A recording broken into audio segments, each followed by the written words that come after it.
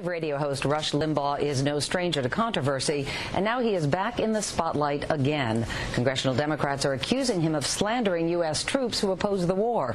Limbaugh says that's ridiculous. NBC's Norah O'Donnell has more. Good morning, Norah. And good morning to you, Meredith. Well, both sides are now trading the equivalent of verbal hand grenades, accusing one another of being unpatriotic. 40 Senate Democrats have sent a letter to the company that syndicates Limbaugh's show, asking that his remarks be repudiated. Well, this morning, the CEO of Clear Channel responded saying, given Limbaugh's history of support for our soldiers, quote, it would be unfair of me to assume his statements were intended to personally indict combat soldiers. Bombastic broadcaster Rush Limbaugh says he is being smeared and is furious. This is a way to discredit me and rehabilitate the Democrats. Democrats accuse Limbaugh of calling troops who oppose the Iraq War phony soldiers. Rush Limbaugh took it upon himself to attack the courage and character of those fighting and dying for him and for all of us. You want to come on this program and call me unpatriotic? Come on this program and call me unpatriotic. Really funny. At issue, comments Limbaugh made last week in a conversation with a caller about troops who have spoken out against the Iraq War. The phony soldiers. The phony soldiers. If you talk to a real soldier, they are proud to serve.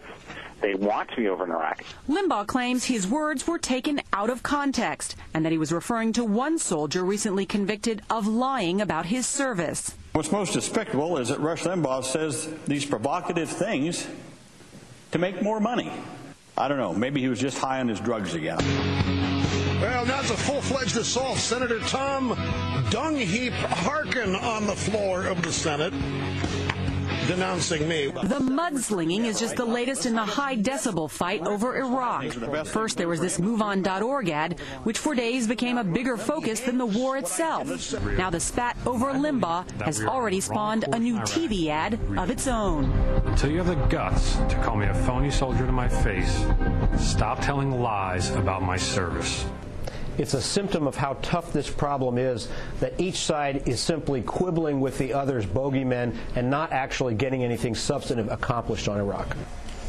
It is true the Democrats have been frustrated in their efforts to force President Bush to withdraw troops from Iraq. Congress's approval rating stands at a low of 11%, and it's not clear at this hour that the Democrats in the House have the willpower to bring a vote on one proposed resolution that would denounce Rush Limbaugh's comments. Meredith? Norah O'Donnell, thanks very much.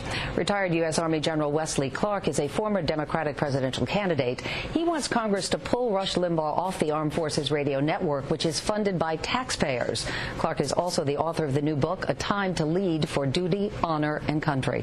General Clark, good morning to you, sir. Good morning, Mary. You started this email campaign to get Limbaugh off the Armed Forces Radio. It is a drastic step. Why do you think it is necessary? Because I think that his comments just crossed the line. I think there's a lot of people serving in Iraq, a lot of veterans who've served, a lot of veterans who've served in Iraq and Afghanistan who have thoughts about the war that aren't necessarily in agreement with President Bush. That's their right as American citizens. It doesn't mean they weren't great soldiers. It doesn't mean they didn't do their or aren't doing their duty to the best of their ability. I just think that when you mischaracterize the qualities of these people, it crosses the line. Now, I think that when it crosses the line and it's free speech, that's fine. When it crosses the line, it's put on and paid for by the U.S. taxpayer. I think that's another matter. You know, to make it to general, you have to be a pretty tough cookie. I'm sure there's some people that might ask you, why don't you just brush off these comments by Limbaugh like an annoying gnat instead of legitimizing them and bringing more attention to them? I don't think this legitimizes them. I think it's a matter of balance. And after what happened with the MoveOn ad, which I didn't support, they didn't check with me, and I don't condone that kind of name-calling to General Petraeus. He's a fine officer. He's doing the best he can with a difficult job. But I think it has to apply on both sides of the political debate. I always hear politicians saying, gee, you know, it's too bad we're going to improve the quality of the discourse in America. Well, here's a chance to do something about the quality of the discourse. But you have have to grasp the issue. It's a time for leadership. And yes, it's distasteful to have to worry about this kind of quibbling. But this goes to the heart of why the discourse is so ugly. Just listen to the point that you quoted Rush as saying about an American senator. Fine, that's politics. Senator Harkins is a big man. He can take care of himself. But our soldiers aren't.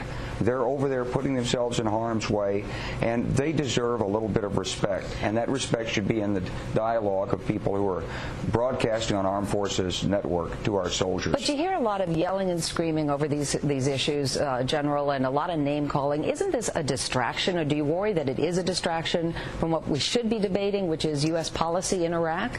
It is a distraction, but it's also fundamental, because free speech and a certain quality in that speech is essential in a democracy.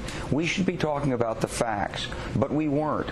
When 70-some-odd senators wanted to spend 2 days in the Senate condemning the ad for MoveOn.org, they distracted and it served as a distraction, which met the needs of one side in the debate.